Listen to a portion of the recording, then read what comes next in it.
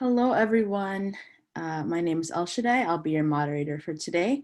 Welcome to Employment Club, a place for sharing career advancement tips and experiences. In the chat, so we can get to know each other, please provide your full name and your city, so that way we can get to know each other.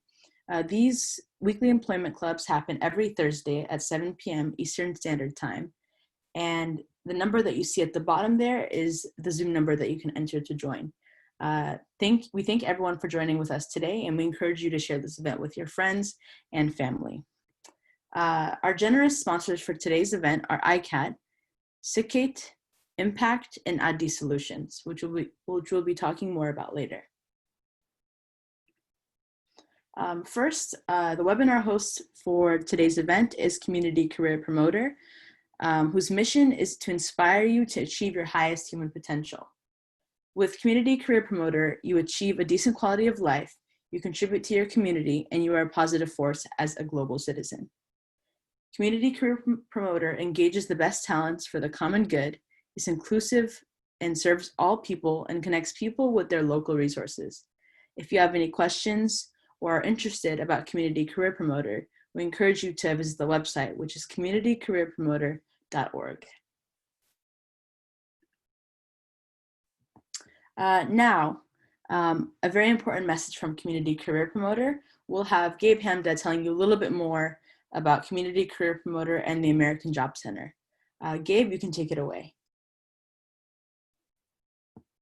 Thank you, El Shaddai. Thanks everyone for joining us tonight. The one friendly message or important message from Community Career Promoter is those who are seeking career advancement to contact their nearest American Job Center. There are 2,500 American Job Centers throughout the United States, which means there is an American Job Center very close to where you live. And so we encourage everyone who seeks career advancement to contact your nearest American Job Center, especially if you are seeking any career advancement. That's the place to go, because the services are paid for by your tax dollars. Next slide, El Shaddai. Well, I tell you what, in the COVID era, nowadays you can go to the virtual American Job Center, and the web address to get there is onestopcareer.org. Am I right? Is that kind of what you see there? Career One Stop. When you go to Career One Stop, this is what the page looks like.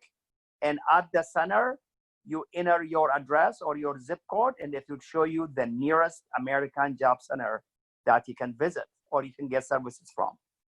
Next slide.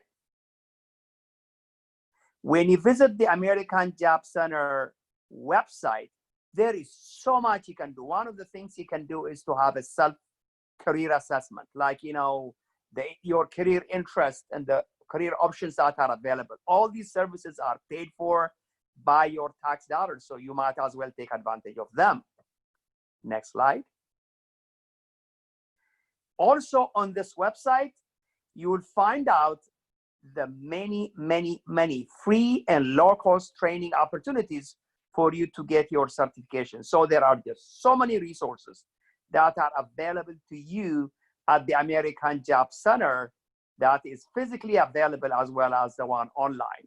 So as I said one more time, I encourage each one of you to visit this site for your career advancement, as well as share with your friends, family members. I also want to add, if you happen to have people who are your enemies, show them this, because once you show them this, they will no longer be your enemies. They will be your friends. You will be so popular. I'm done. Great. Thank you so much, Gabe, for sharing that with us. Once again, if you have any questions or want to explore the American Job Center, go to careeronestop.org. Now a little bit more about our webinar sponsors. First, we have Sikate, which is a career coaching business. The goal of career coaching is to empower professionals by helping them make informed decisions about their career And career coaching gives you a mindset to make smart professional decisions. Get coaching and you will find your sweet spot and discover what opportunities exist, discover what you are good at, and you'll discover what you want from life.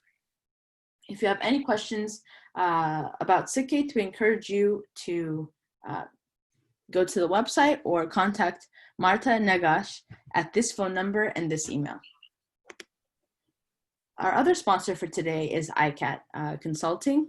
ICAT Consulting is a human capital company that improves organizational performance.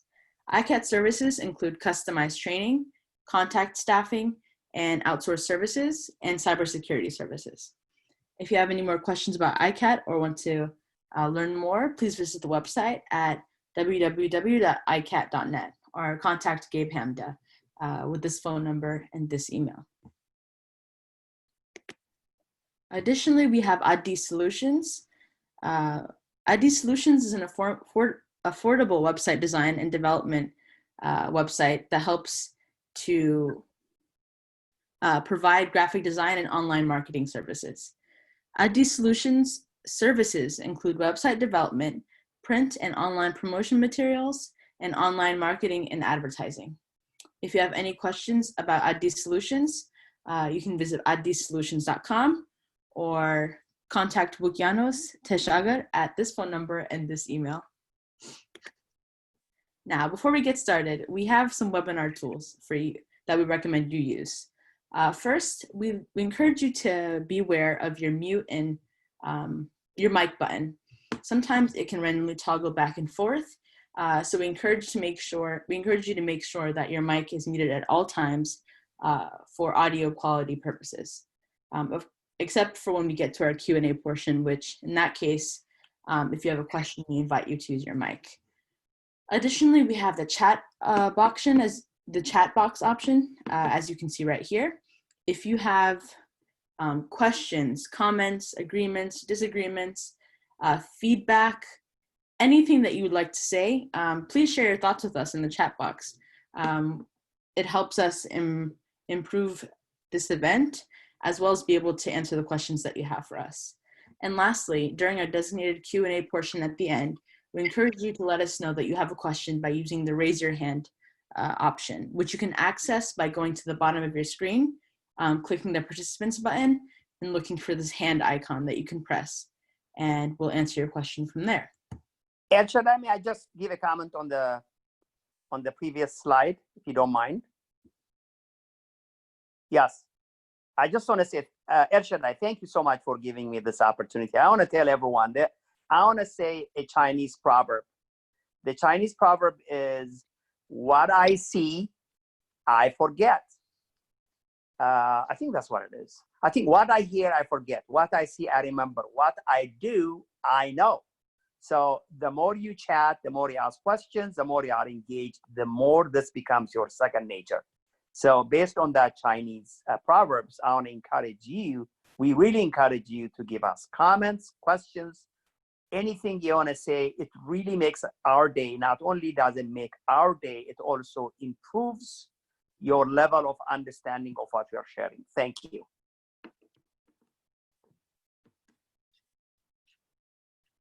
Yes, thank you for adding that, Gabe. So sharing with you career tips and success stories. From here on out, Marta Negash will be the program leader / panelist moderator. So Marta, I'm handing it off to you. All right, thank you, Elshadai. Good evening, everyone, and welcome to the Employment Club. My name is Marta Negash, and I'm one of the sponsors of Employment Club. My company is called Sikkate, and I do career coaching. So the purpose of this club is to learn best practices and also to learn from each other's career success stories. So today I will be sharing about 5 key ways or best practices to grow your career. So we all want to expand our knowledge, learn something new, prove our worth, and move up the ladder. How do you get started? Knowing the right company that fits your culture, passion, and industry is the first step. But once you find that right company, how do you work your way up in that company? So this is always a challenge for all of us. So here are 5 tips on how to cultivate your career once you are hired and once you are in your dream company. The first one, I talked about this one last week also, is build a solid network. So relationships are an essential part of your personal and professional life. Whether it is with your current or former employer, building a solid foundation of professional connections is critical. Clients, peers, subordinates, in addition to your management team, can all validate the quality of your work. So thoughtfully build your network and continue to learn from every level. My advice is to make LinkedIn work for you. If you haven't already, create your LinkedIn profile, add your skills and contributions to beef up your profile, endorse your colleagues. You have to be active on LinkedIn and request their endorsement as well. A nod from your peers or positive review from previous clients speaks volumes on LinkedIn, because a lot of employers are nowadays looking at your LinkedIn profile. So tip number 1. Tip number 2 is set goals. So be proactive. Setting goals for your professional career are very critical. Start small and add new goals each year. Find your passion and connect with others that share your ambitions. By sharing with others, you will have an even greater network to leverage expertise and resources. Step outside your comfort zone. Looking for opportunities to try something new and stepping outside of your comfort zone are there any, for instance, are there any classes or trainings available at your company? Does your company offer tuition reimbursement for a class you're interested in taking? If you don't know and if you don't have the information, ask your friends, your colleagues, or ask HR.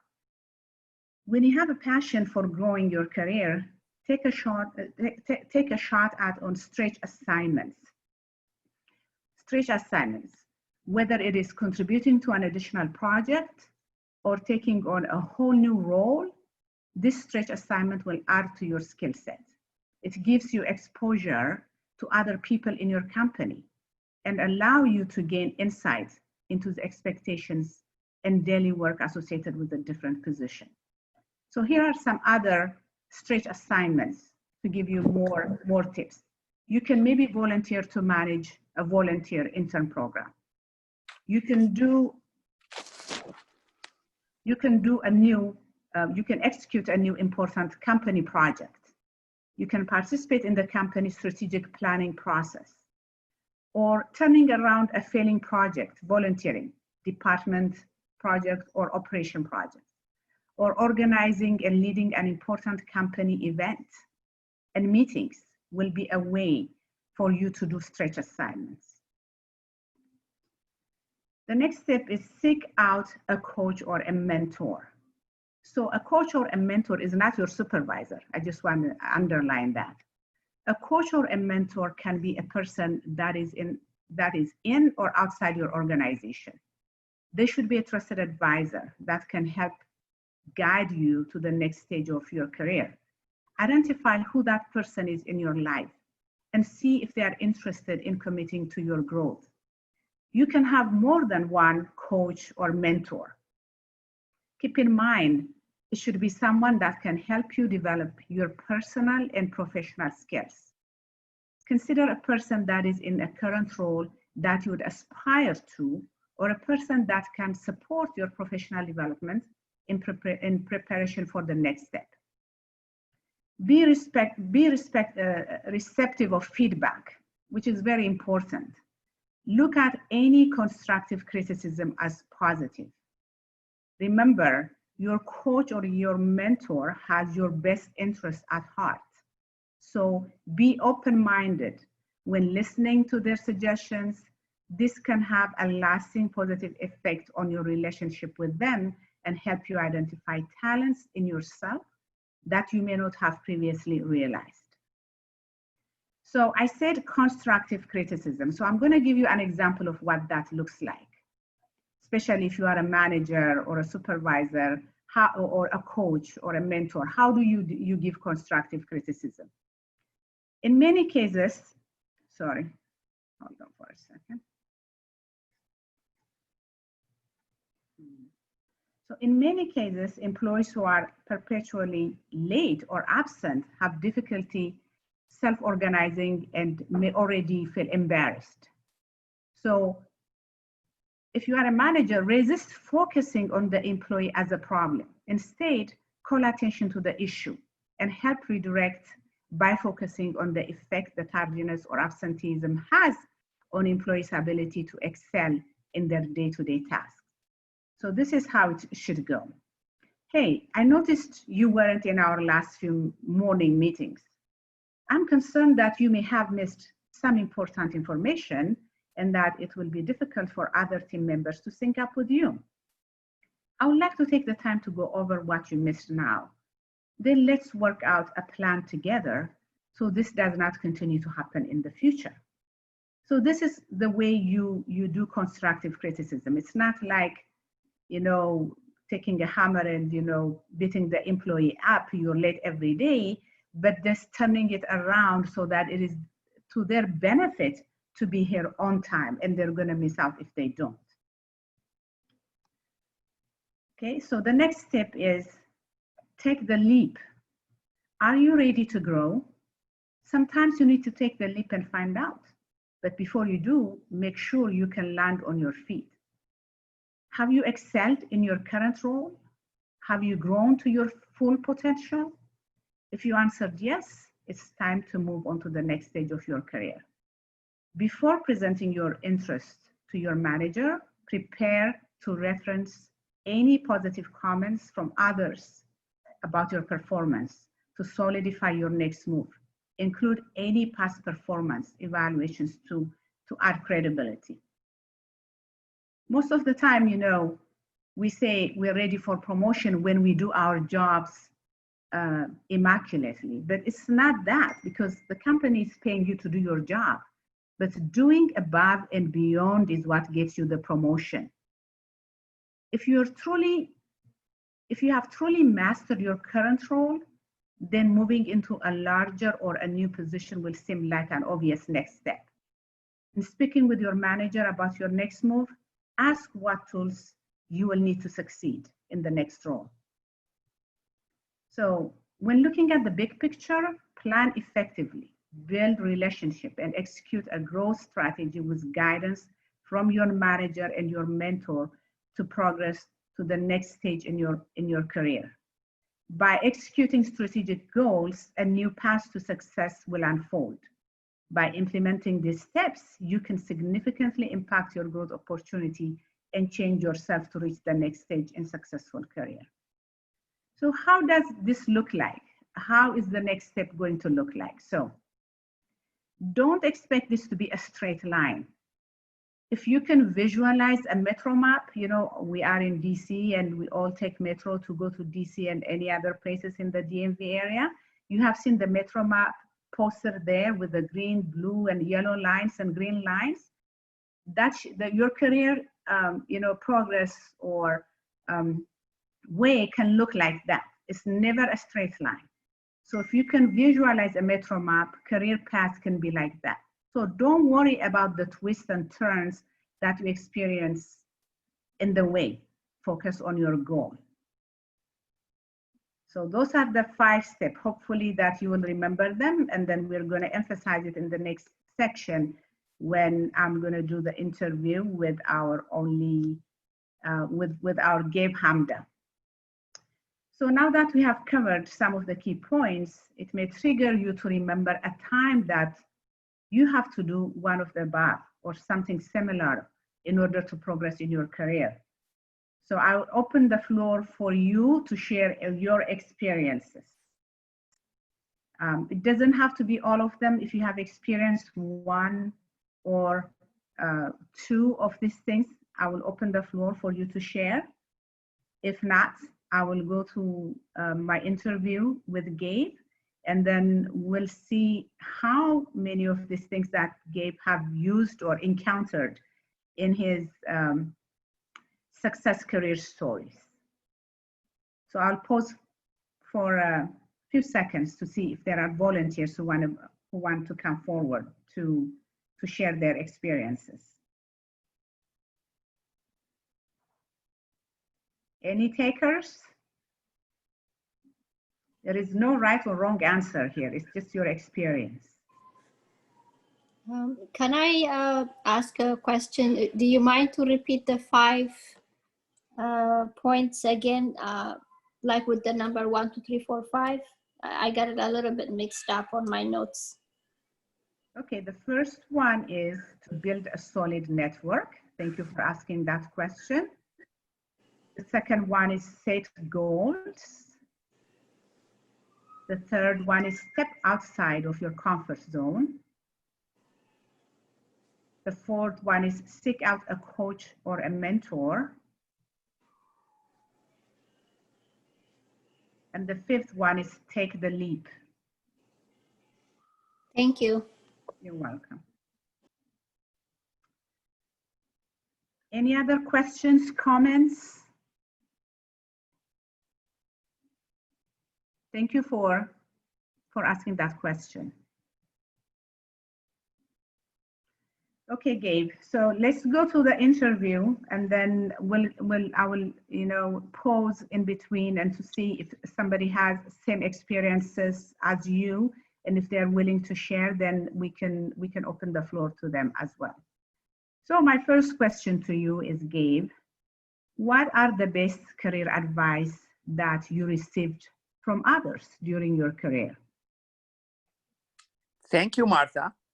By the way, I think we have some attendees who will be feature presenters of their success stories. So I just want to do a quick commercial for those of you who are here.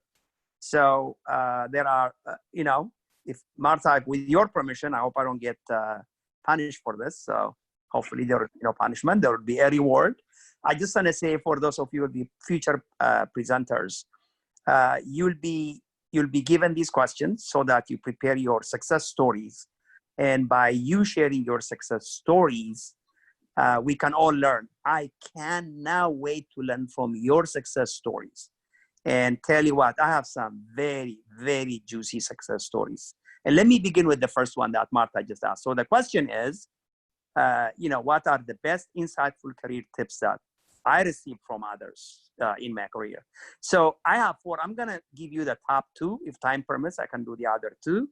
And then if time, if Martha limits my remarks, then she can ask you to offer. Probably one of the best career advices I got is from my wife, Jenny. So I used to be super duper nervous whenever I get an opportunity to speak in front of colleagues. Let me tell you one place. Those of you who know me say, Gabe, you nervous? Of course, I'm very nervous. Let me tell you one place where I get so nervous. I get very nervous when I have to present to people who are in my profession. My background is instructional design. Whenever I speak with my colleagues, they know everything I know, and I get very nervous. And she knows I'm very nervous. And guess what? She one of the best advice she gave me is, Gabe, when you go out there, tell them a story. Tell them a funny story. So I remember that. So I always, share stories, and it kind of makes me feel very comfortable. And so the best advice I got it from my wife, Jenny. My other advice is from my professor, Roger Kaufman. And I think one of the things I noticed from him, I used to work for him. Not only was this man my professor, but I used to work for him.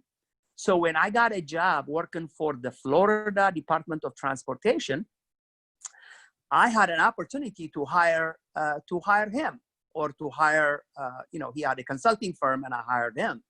So when I hired him, he sent one of his students, my classmate. He sent one of my classmates to work as a consultant for me. So she was, I didn't like her. I didn't like working with her because she was just questioning me. And then instead of doing the assignment I gave her, she questioned everything. So I went to my professor and I said, you know what? Her name happened to be Sharon. I said, you know what? Sharon is out. I don't want her no more. And guess what? I did not expect what he would say to me, but he was so open. He was so humble, and he did the assignment himself. This is a professor. He gave me all those A's. And if he says something, very harsh, I would probably back off. But instead, he just was so respectful, and he did the assignments we did. So that really taught me to be humble, even to someone when you are given advice or career tips by someone even, below your level, is to be receptive. So I think that's probably the biggest career advice I received just through his actions. My other one is, I used to work at American Express, and one of my colleagues, her name is Valerie.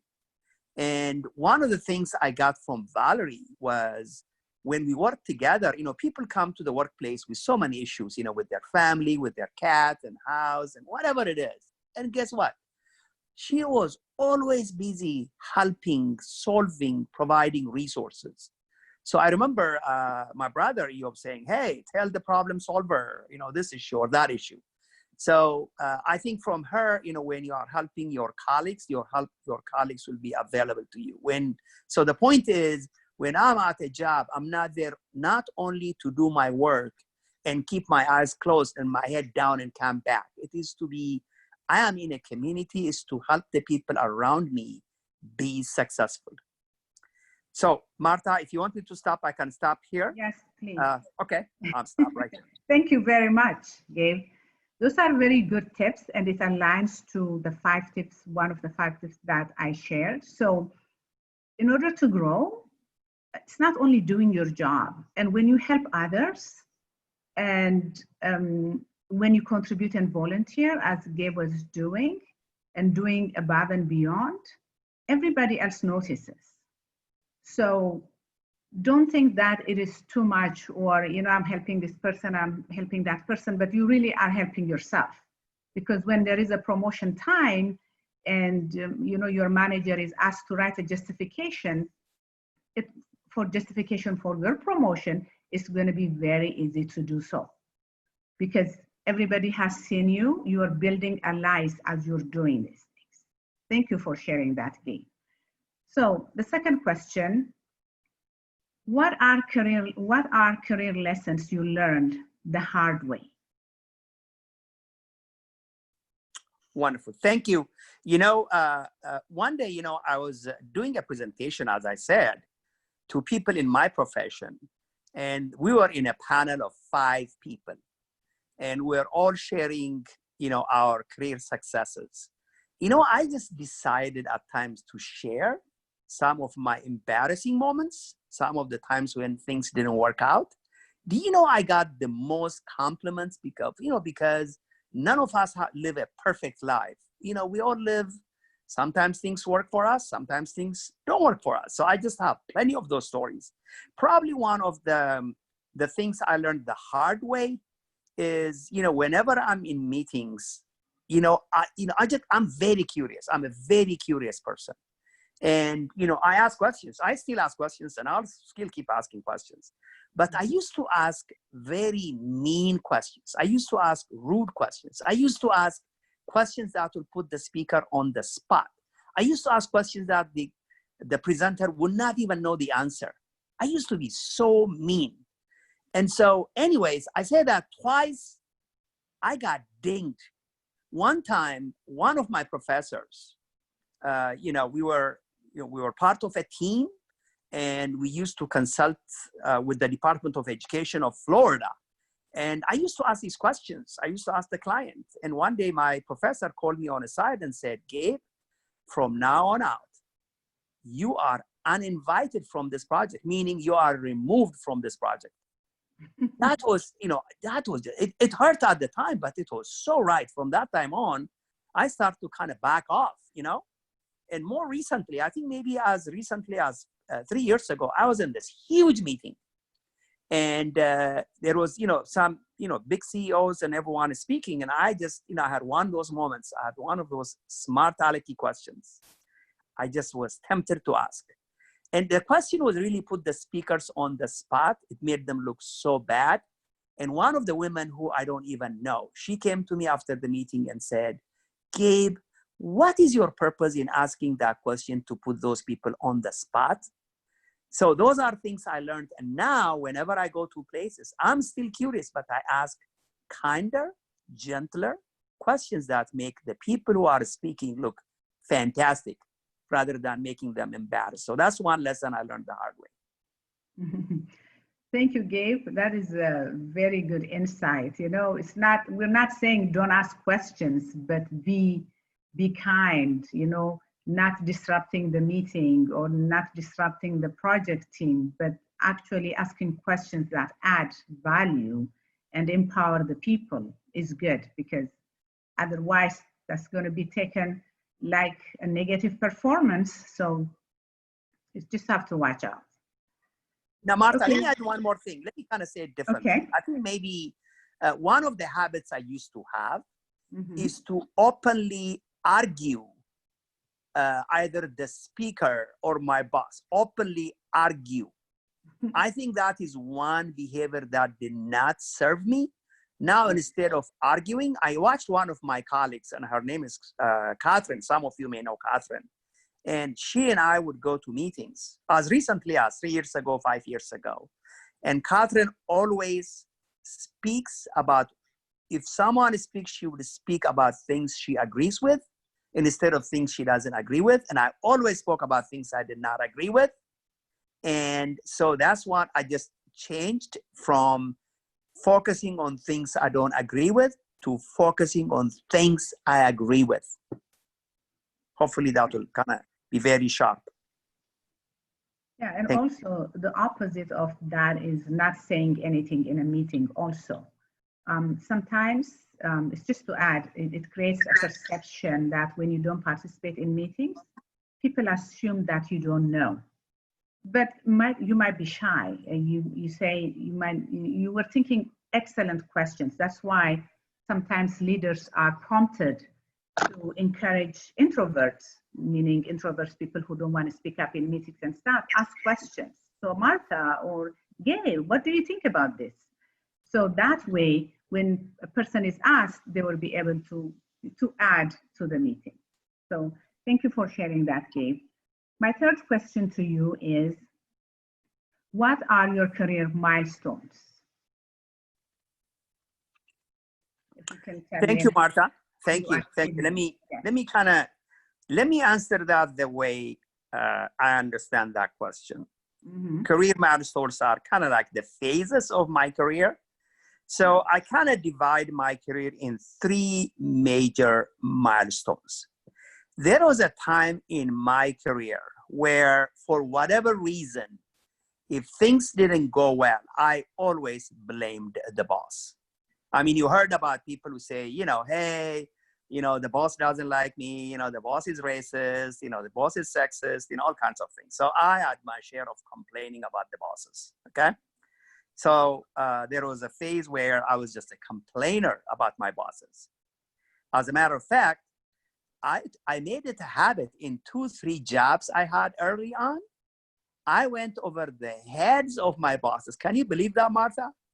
I went to my boss's boss to complain about my boss. And I used to think, I guess, someone to empathize, but it worked against me. So there was a phase in my life when I was just complaining. I was up against my bosses and complaining.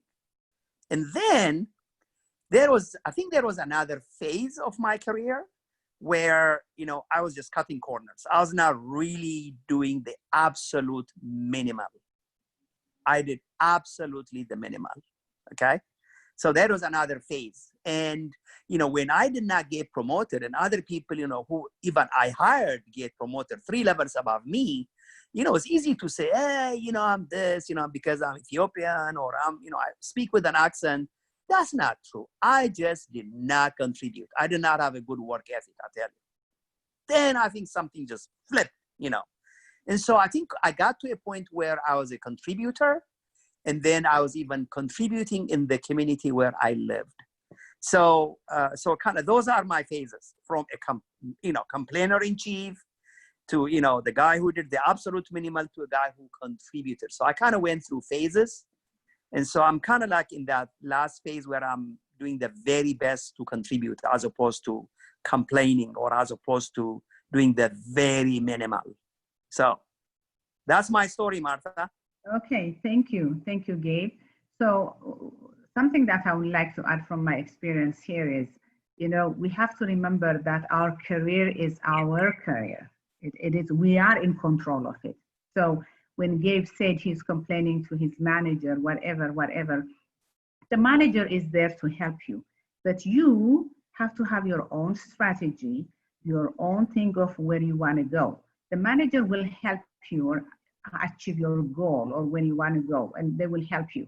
But don't 100%, you know, leave the responsibility to your manager about the growth of your career. You are in charge. It's your life. It's your career.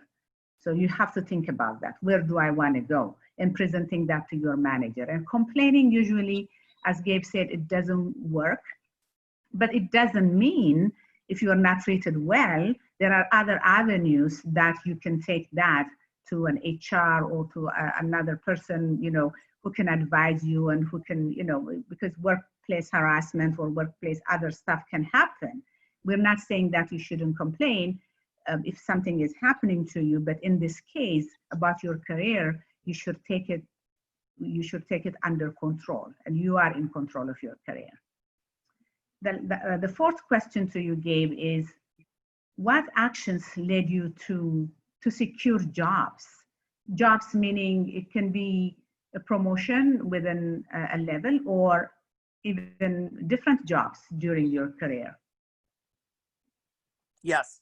So I think maybe the best story ever told is one day I, you know, using my wife's advice, you know, I was invited to speak at Shola. Some of you may know Shola, you know, the IT school in Silver Spring. And I was, you know, talking to a group of students. And one story that just came to mind is when I was in graduate school, you know, I was new to America and I didn't have a permit to work. And so, but it didn't stop me from interviewing, you know, so when recruiters came to campus, you know, they came from all kinds of organizations. And guess what? I signed up to interview with all of them. I don't know why, because I easily get bored. And so I interviewed with every one of the recruiters and I get job offers. Guess what? I could not take the job, so I just declined. And then I'll sign up for another interview. Guess what? I became really, really, really good in interviewing. Guess what? When my job permit came, the first interview that came, I aced it. Never did I fail any interview in my life. So that experience of doing information interview really, really, really helped me. So that helped me get so many jobs. Even in business, whenever I interview, I always succeed. A couple of other incidences that led to a job, securing a job. Maybe the first one, I remember one, it's a Tuesday. I was in school and one of my classmates, and I remember both of them. One is Carolyn and the other one is Daleen. So I had lunch. So Daleen is my classmate and she arranged lunch with Carolyn. And I was bored. I said, you know, why am I having this lunch? Well, guess what? The next Friday, Carolyn's one employee resigned and Carolyn called me for interview and I got that job. So going to this lunch that I thought was purposeless led to that first job. So it is attending a networking lunch led to my first job. Maybe other many opportunities. For whatever reason, I just have a lot of fans. I just have a lot of people who like me. And so my friends always vouch for me or give me a recommendation. It's recommendation. Nobody can give me a job, but they can give me a recommendation. So whenever I ask people to give me recommendations, I just happen to have people who can say nice things about me. And those are the things that really helped me secure the many jobs I held. Martha? Perfect. Thank you very much. That's very good insight. You know, connection is always good. Having people on your side is always a good strategy for your career. So the last question I have for you, Gabe, I think it is the last one, I believe. No, it's not. It's the fifth question. What actions on your part led you? Well, this is very similar to the first question. Therefore, did I just ask you that? No, just ask me because I have an answer for you if you want to. If you want to. What actions on your part led you to advancement or promotions? Yes.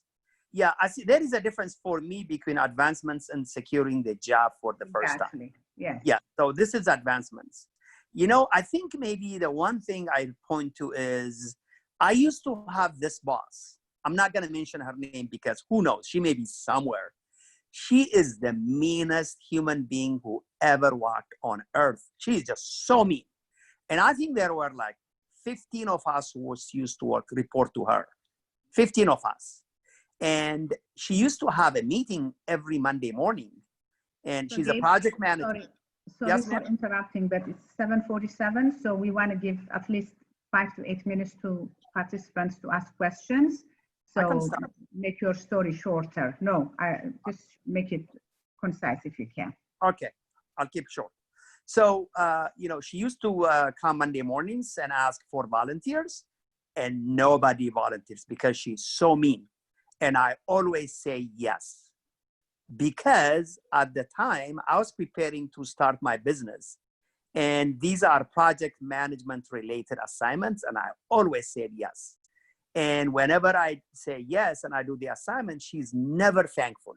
She will pick on me in public and this is not right, that's not right. And so my coworkers used to come to me and say, Gabe, what's up with you? This woman is so mean to you. She's never grateful. She never says thank you. She puts you on the spot. And one of them said, for crying out loud, you are the only guy with a PhD. Why do you put up with this woman? And I just smiled and laughed. And guess what? I had so many project management related projects in business, and I aced it because of that experience. So I think doing assignments, even under very tough circumstances, was very, very helpful. I learned a lot, although it is, putting up with and working with the toughest people always made me better. Martha, back to you. Okay, thank you. So I have 2 more questions, but I will open the floor to participants to ask questions or comments or feedback, whatever it might be. Please raise your hand or speak up, and let's discuss about what you have heard so far. We have spoken for about 40 or 50 minutes, and I like the people to ask questions. Anyone? Something you want us to clarify? Not understanding?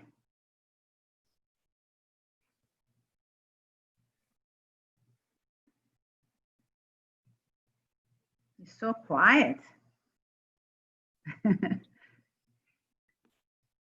Any questions or experiences you have? I actually do have a question myself. Okay. Okay. It's for you, Martha. I realized in one of your tips you mentioned the importance of having a coach or a mentor, and not necessarily a supervisor or anything. How do we go about creating and establishing mentor-mentee relationships? Where do we search for our mentors? Where can very important question. Very good question. So, some companies have a mentoring program. So where I used to work, I was one of the people who established a mentoring program for people to go choose a mentor. And we also have what we call speed, it's like a speed dating, but we call it speed mentoring. So we match people. So if that does not exist in your company, you can always select a person that you aspire to be. It doesn't have to be your boss, because the reason why I said it shouldn't be your supervisor is this person who's going to be a mentor or a coach has to be a trusted advisor. Supervisors have they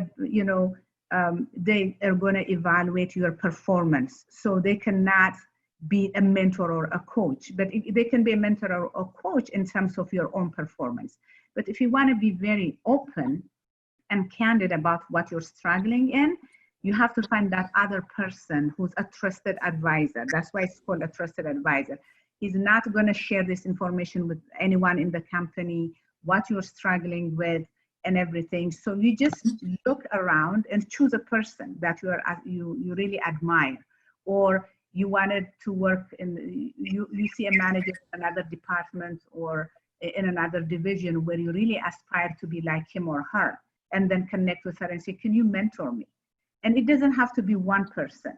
It can be, you can have 2, 3 mentors or coaches that can help you in different areas. For instance, if you have, if somebody wants to develop their computer skills and you have somebody who's in IT department and very good tech savvy, you can have a mentor that way.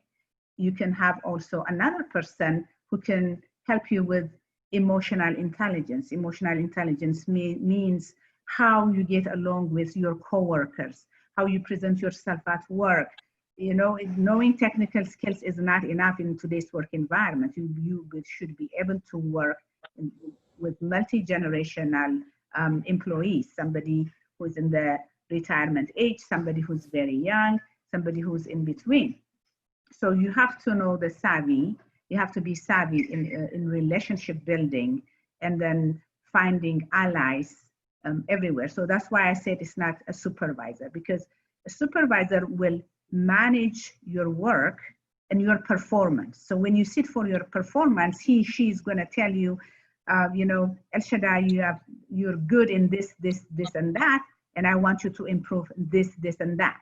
So you will take where your areas of improvements are or required improvements are, and you work with a mentor. The supervisor can help you to the extent also, but you want another ally, another trusted advisor who can take you through that process. And some organizations, like I'm a member of, for instance, Society for Human Resources Management. Some companies, some professions have a database of mentors who are willing to mentor you, and you can match up that way. So did I answer your question? Yes, that answered my question. Thank you. May I add one more? Okay, May sure. I Go add ahead, one on that? Thank you. Just in case, you know, if there are people who have, you know, Martha, I think you did a fantastic job, and I did a fabulous job, and that's why people may not have questions. You know, why not? So one thing I would say about coaches, I remember a few years ago, someone from our community came to me if I can provide him coaching, and he was willing to pay me. Martha, I could have sent it to him, send that person to you because you have your secret. But, you know, I advised him, I said, listen, I don't mind taking your money, you know, I don't mind taking your money to be your coach. I said, however, guess what? Your organization has hired coaches who are dedicated to help you. I said, go find out. Guess what?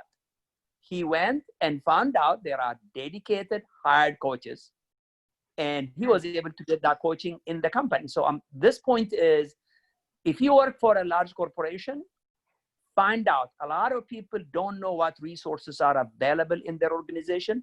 For the same reason, there are many people who live in the richest country on earth where there is a company organization called American Job Center that is right there to provide career coaching, and many people don't take advantage of it. So our point is, there are resources in the company where you work, in the community where you work. Go find out and use it. That's the point we are making, aside from your boss. That's a good point, Gabe. And most companies, most corporations have what we call employee assistance programs. They also have coaches in there. So finding out from HR and saying, do you have coaches that I can talk to about career? But then a lot of the managers, supervisors, not in your line of division, but in other divisions or in other departments, in other areas, over in other companies. Even this medium that we're here, we are a lot of people here, you can find a coach or a mentor in the community, and then have them work in your interest. Amen.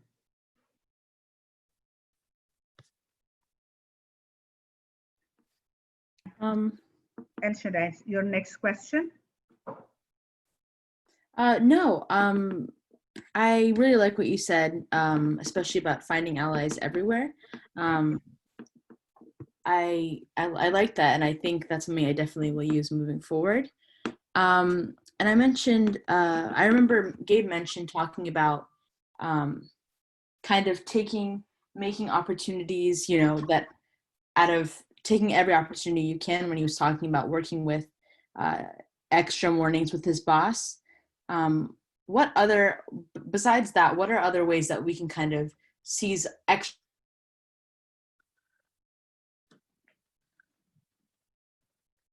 You kind of, and on a resume or anything else? you were in and out, El Shaddai. Can you repeat the question? You were cut off in the middle. Oh, yes. Yeah. Can you hear me now? Voice.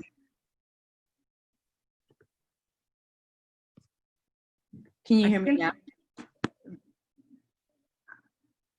Speak up again. Can you hear me now? Yes. Okay. Oh, we already have only 3 minutes left. So I guess we may not have time for that question anymore. Go ahead and ask it. We'll see what we can do. Sure. There aren't any other Basically, questions. I was kind of referring to Gabe's story earlier, where he was talking about working with his boss during those mornings, even though those were kind of extra opportunities that nobody really took advantage of. And I remember you mentioned things that are, I think you said stretch assignments. Yeah. So do those kind of fall under the same category, or is that as one taking advantage of an opportunity versus creating opportunities? What's the difference between those two, and what are things that we can do to create opportunities for ourselves?